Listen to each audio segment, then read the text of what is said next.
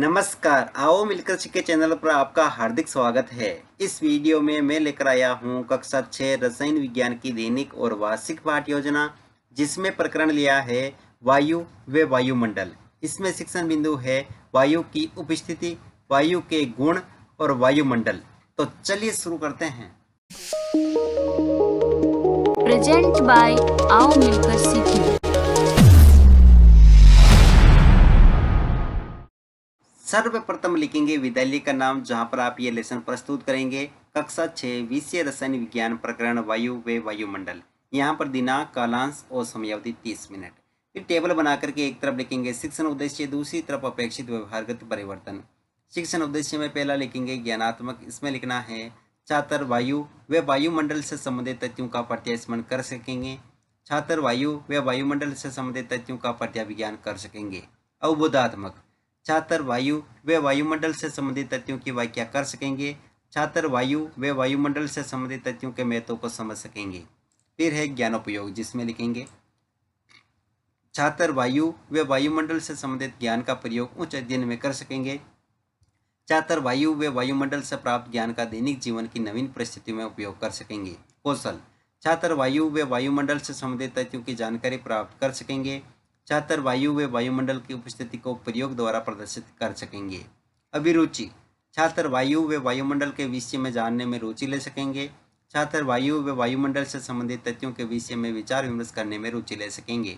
अभिवर्ती, छात्र वायु व वायुमंडल के प्रति सकारात्मक दृष्टिकोण उत्पन्न कर सकेंगे। फिर है शिक्षण सहायक सामग्री, जिसमें लिखेंगे लपेट फलक, श्यामपट, चौक, डस्टर, संकेतक एवं अन्य कक्षा उपयोगी शिक्षण सहायक सामग्री।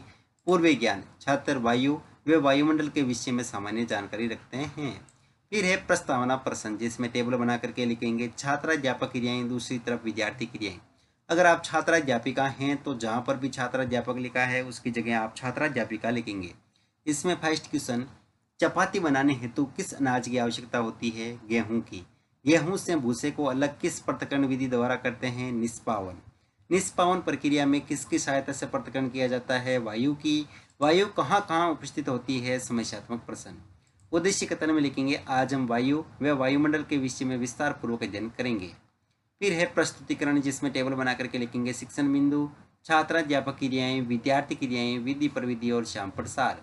शिक्षण बिंदु में पहला लिखेंगे वायु की उपस्थिति, जिसमें विकासात्मक प्रश्न में फर्स्ट क्वेश्चन, श्वसन हेतु किसकी आवश्यकता होती है? ऑक्सीजन की। ऑक्सीजन कहाँ उपस्थित होती है? वायु में उपस्थित होती है। वायु कहाँ उपस्थित होती है? निरुत्तर विधि में, प्रश्नोत्तर विधि। फिर है छात्राध्यापक कथन, जिसमें लिखेंगे वायु पृथ्वी पर प्रत्येक स्थान पर उपस्थित होती है। हमारे चारों ओर वायु ही वायु होती है। वायु कपड़े सूखने हेतु, पतंग उड़ाने हेतु, पृथक्करण हेतु आवश्यक होती है। वायु अदृश्य होती है, परंतु वायु की उपस्थिति को महसूस किया जा सकता है। गतिशील वायु पवन कहलाती है। तूफानों के समय वायु बहुत तेज गति से चलती है, जो पेड़ों को भी उखाड़ देती है। यहाँ विद्यार्थी क्रिया में लिखेंगे विद्यार्थी ध्यानपूर्वक सुनेंगे तथा मुख्य बिंदुओं को अपनी अभ्यास पुस्तिका में लिखेंगे। विधि में व्याख्यान विधि और श्यामपट सार में वायु प्रत्येक स्थान पर मिलती है। हम वायु को देख सकते हैं नहीं सकते हैं देख नहीं सकते हैं, परंतु उसे अनुभव कर सकते हैं। गतिशील वायु को पवन कहते हैं। फिर है बोध प्रश्न, इसमें फर्स्ट क्वेश्चन, वायु कहाँ मिलती है? प्रत्येक स्थान पर। गतिशील वायु को क्या कहते हैं? पवन। विधि में प्रश्नोत्तर पर विधि। अगला शिक्षण बिंदु है वायु के गुण, जिसमें विकासात्मक प्रश्न में फर्स्ट क्वेश्चन, खाली बोतल को उल्टा कर पानी में डुबोने पर क्या होता है? बुलबुले निकलते हैं। ये बुलबुले क्या होते हैं? वायु। वायु के गुण क्या क्या होते हैं? निरुत्तर विधि में, प्रश्नोत्तर विधि। फिर है छात्राध्यापक कथन, जिसमें लिखेंगे वायु स्थान घेरती है। खाली बोतल के पूरे स्थान में वायु भर जाती है। जब बोतल को तिरछा करते हैं तो वायु बुलबुले के रूप में बाहर निकलती है। वायु हमारे चारों ओर उपस्थित होती है। वायु का कोई रंग नहीं होता है। हम वायु के आर पार देख सकते हैं, अतः वायु पारदर्शी होती है। यहाँ पर दोस्तों बोतल, जो पानी में वायु की जो बड़ी सी बोतल है, उससे यहाँ पर थोड़ा सा तिरछा करने पर जो बुलबुले निकलते हैं उससे संबंधित चित्र चिपकाएंगे।